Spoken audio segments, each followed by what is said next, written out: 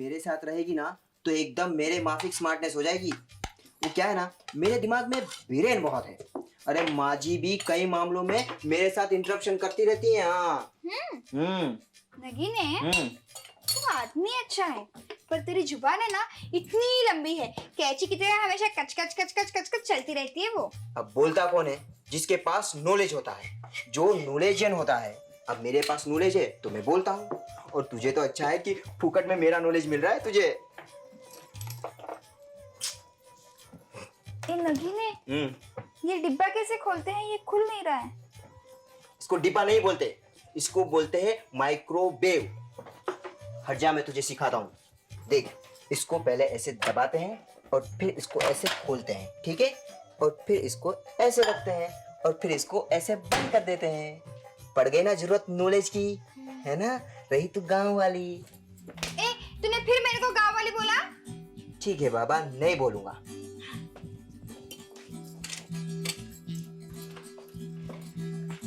ये ले, आम खा।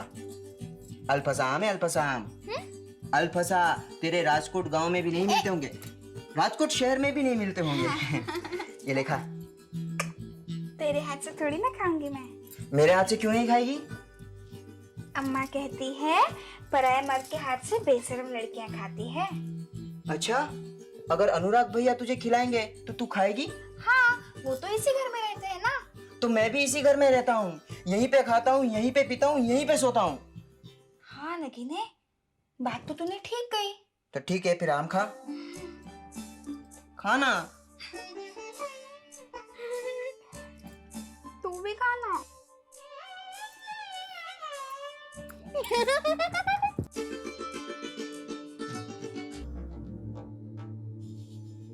अपनी शिवानी को रास्ता दिखा भोले। मैं जीवन की उलझन को जितना सुलझाना चाहती हूँ उतनी ही और उलझती जा रही हूँ। मैं राजीव को पूरी तरह भूल जाना चाहती हूँ, लेकिन क्या करूँ? आंखें खुली हो या बंद, मुझे चारों तरफ राजीव का वो उदास चेहरा और उसकी सवाल करती आंखें दिखाई देती है। ये मर्यादा के खिलाफ है भोलेनाथ। अभिषेक मेरा पति है, सिर्फ उसी का ख्याल मेरे दिलो दिमाग में होना चाहिए। मैं अभिषेक के नज़दीक जाना चाहती हूँ, लेकिन पाँव उठ नहीं पाते। और फिर अभिषेक भी तो मुझसे दूर भाग रहा है। मैं अपनी झिझक की वजह तो जानती हूँ भोलेनाथ, लेकिन अभिषेक मुझसे क्यों दूरी रख रहा है? ये बात मेरे समझ से बाहर है। ऐसा लगता है जैसे हम दोनों के बीच कोई लक्ष्मण रेखा खींची है, जिसे ना मैं पार कर पा रही हूँ, ना वो पार करना चाहता है। ये सब क्या है, क्यों है? मेरी गुत्थी सुलझा दो भोलेनाथ। शिवानी, आओ मल्लिका। शिवानी, राहुल कह रहा था कि शिवानी, मुझे लगता है कि तुम अपनी यादों के घेरे से अभी तक निकल नहीं पाई हो। ये गलत है शिवानी। तुमने अपनी मर्जी से अग्नि को साक्षी मानकर अभिषेक के साथ फेरे लिए थे। ये मंगलसूत्र, ये सिंदूर तुम पर थोपा नहीं गया है। अपने सुहाग की पूजा करना ही हम औरतों का धर्म है शिवानी। तू भूल जा कि राजीव नाम का कोई इंसान तेरी जिंदगी में था। हकीकत ये है कि अब अभिषेक ही तेरा सब कुछ है। मल्लिका, पुराने जख्म भरते भरते ही भरते हैं। तू फिक्र मत कर। मैं जानती हूँ कि राजीव अब मेरी जिंदगी में कभी नहीं आएगा।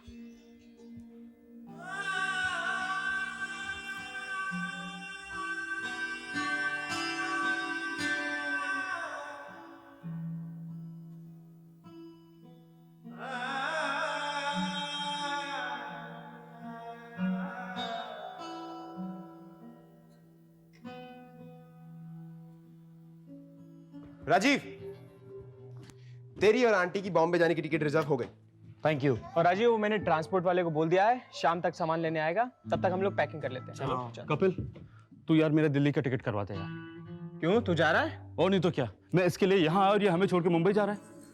मैं ये शहर छोड़ के जा रहा हूँ राजा, तेरी दोस्ती नहीं।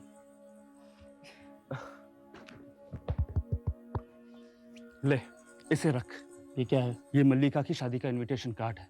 इसमें शिवानी के ससुराल वालों का एड्रेस और कॉन्टैक्ट नंबर लिखा है। संभाल के रख इसे।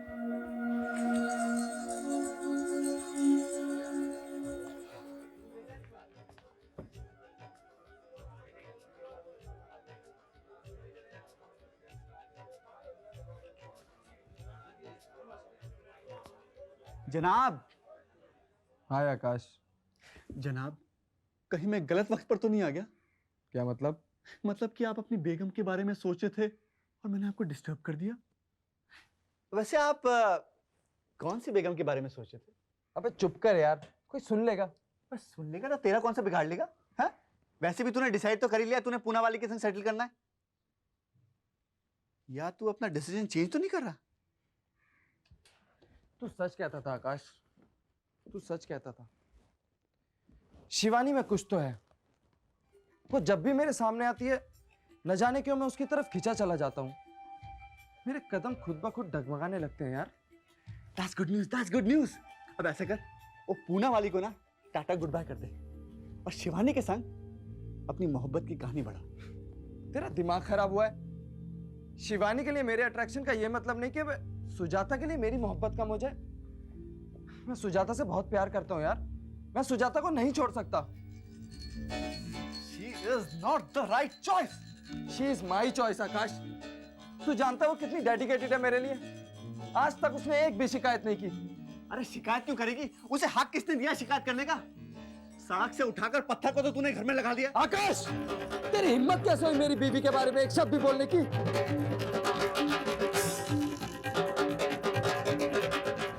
अभिषेक, Just get out from my office. Just get out!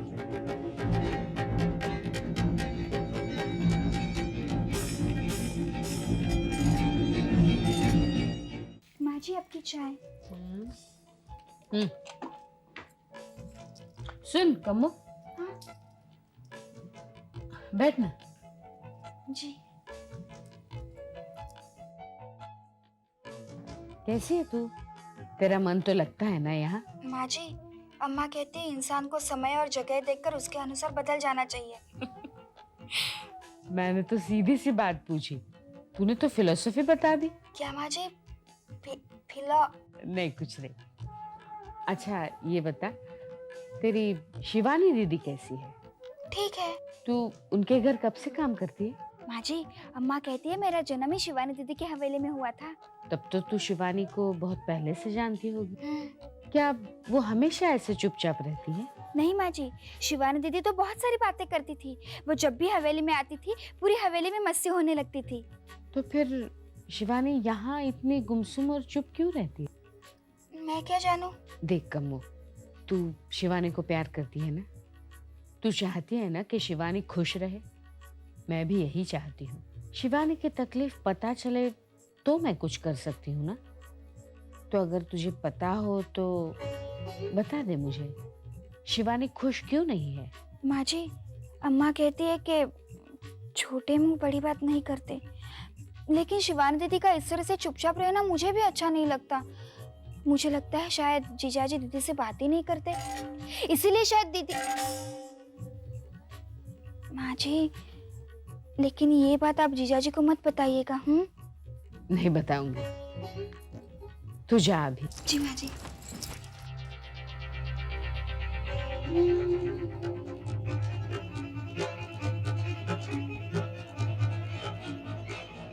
Kitchen इतना छोटा है, सारा सामान एडजस्ट ही नहीं हो पाता। ये भी कोई घर है? मुंबई में लोग डब्बों में रहते हैं। जितना बड़ा शहर उतनी ज्यादा झंझटें। और किराया तो देखो, इसमें बड़ौदा में हमें बंगला मिल जाएगा। बम्बई में तो लोग सिर्फ पैसे वाले ही रह सकते हैं, है ना राजीव? माँ, मुंबई में सब तरीके के लोग रहते हैं। सबकी अपनी अपनी लाइफस्टाइल्स हैं और सबको अपनी हैसियत देके अपनी पैर फैलाने पड़ते हैं। सो तो है।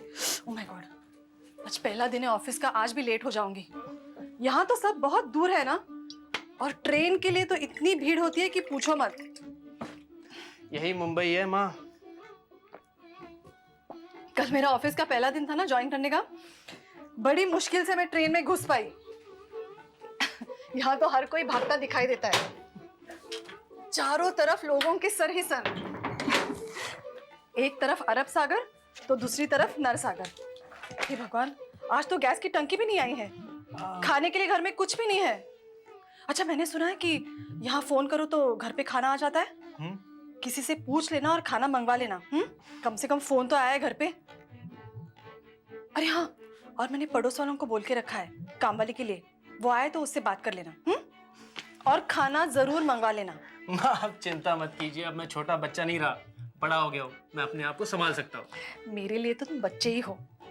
चलो टेक केयर, बाय। बाय माँ। बाय।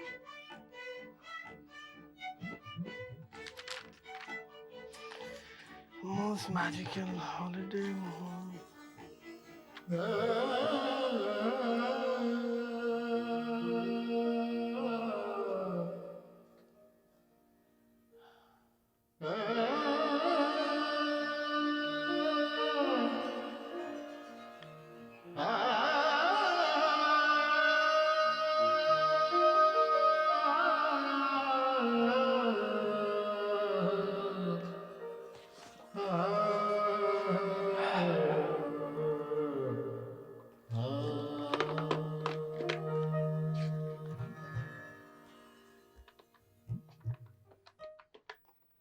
अरे आ रहे हैं भैया, क्यों गड़बड़ करते हो ऑलरेडी? हेलो हेलो, बोलो ना भैया, कौन है ऑलरेडी? Is this 6300764? हाँ वही नंबर है भैया ऑलरेडी, लेकिन आप कौन हैं? जी ये राजेश्वरी देवी का नंबर है ना? हाँ उन्हीं का नंबर है, लेकिन आपको किनसे बात करना है और आप कौन बोल रहे हैं ऑलरेडी? जी कट कर देता है ऑलरेडी।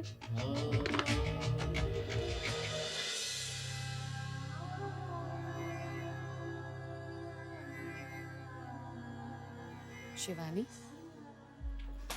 मम्मी जी आप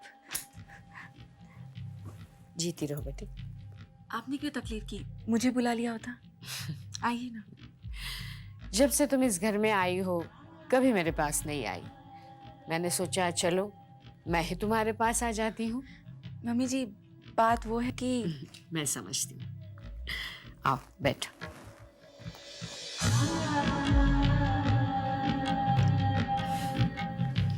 बैठो। शिवानी, कई बार बच्चे अपनी तकलीफ बताने के लिए माँ के पास चले आते हैं, तो कई बार बच्चे तकलीफ उठाते रहते हैं और नाराज रहते हैं, तब माँ को बच्चों के पास आना पड़ता है। तकलीफ?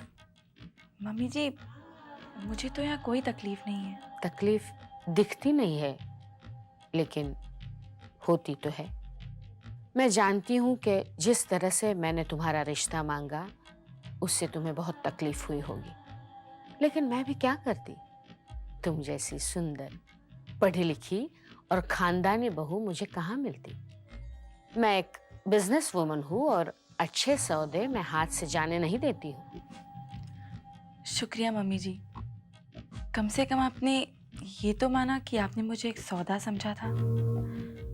लेकिन जिंदगी बिजनेस नहीं होती, रिश्ते दिलों से जुड़ते हैं और दिल बिजनेस नहीं जानते। इसीलिए तो दिल से किए गए फैसले अक्सर गलत होते हैं और उसमें नुकसान भी उठाना पड़ता है। हम पढ़े लिखे लोग हैं शिवानी, हमें फैसला लेते वक्त हमेशा दिमाग का इस्तेमाल करना चाहिए। तुम्हारी उम्र की थी तब मैं भी ऐसा ही सोचा करती थी, लेकिन अब इस मुकाम पर आकर ऐसा लगता है कि माँ बाप अपने बच्चों के लिए कभी कोई गलत फैसला नहीं करते। और एक बात कहूँ, जिंदगी और बिजनेस में कोई ज्यादा फर्क नहीं होता है। कुछ रिश्तों में मुनाफा होता है तो कुछ रिश्तों में नुकसान भी उठाना पड़ता है। मेरा यकीन मानो तो इस रिश्ते में तुम्हें कभी भी नुकसान नहीं उठाना पड़ेगा। अभिषेक बहुत अच्छा लड़का है, थोड़ा रिजर्व नेचर का है, इसलिए जल्दी ये सबसे घुल मिल नहीं पाता। उसकी एक कमजोरी बताऊं, वो बिल्कुल बच्चों की तरह है। जितनी जल्दी नाराज हो जाता है उतनी आसानी से मान भी जाता है। तुम पढ़ी लिखी हो, समझदार हो, अभिषेक का दिल जीतने की कोशिश करो, सब ठीक हो जाएगा। मेरी बात मानोगी ना शिवानी? यहाँ मैं तुम्हारी माँ की तरह हूँ। बोलो बेटी, अपनी माँ की सलाह मानोगी ना? जी मैं कोशिश करूंगी। मेरा आशीर्वाद तुम्हारे साथ है। जीती रहो बेटी।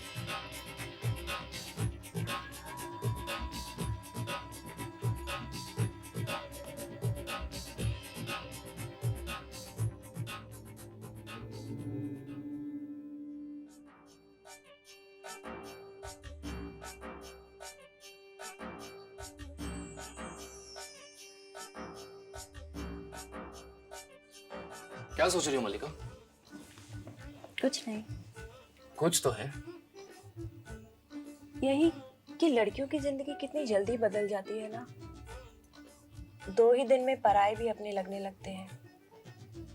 मैंने कभी सोचा भी नहीं था कि मैं एक दिन भी अपने घर वालों के बिना रह पाऊंगी। तो क्या मैं तुम्हें तुम्हारा अपना नहीं लगता? तुम ही तो हो जिसकी वजह से मुझे अपने घर वालों की याद नहीं आती। भाई फिर तो मैं बहुत बुरा आदमी हूँ जिसने तुमसे तुम्हारे घर वालों की याद छीन ली। नहीं, तुम तो बहुत अच्छे हो, वरना मैं तो बैठकर घर वालों को याद कर करके रोती रहती। जैसे शिवानी। और नहीं तो क्या। जब से शिवानी आई है गुमसुम सी रहती है, ना किसी से कुछ कहती है ना बोलती है। मुझे लगता है कि तुम्हारी बहन को अभिषेक पसंद नहीं। मुझे तो ऐसा नहीं लगता। तो फिर तुम्हें कैसा लगता है? दरअसल शिवानी बहुत नाजों से पली है, सारे घर की लाडली थी और फिर हमेशा से हॉस्टल में रही है। शायद इतनी सारी जिम्मेदारी आने से वो थोड़ा घबरा गई है। आप देवर जी से कहिएगा कि वो शिवानी का थोड़ा ज़्यादा ख्याल रखें। थोड़ा सा अपनापन और प्यार मिलेगा तो वो खुद ठीक हो जाएगी। ठीक है, मैं बात करूंगा अभिषेक से। ओके?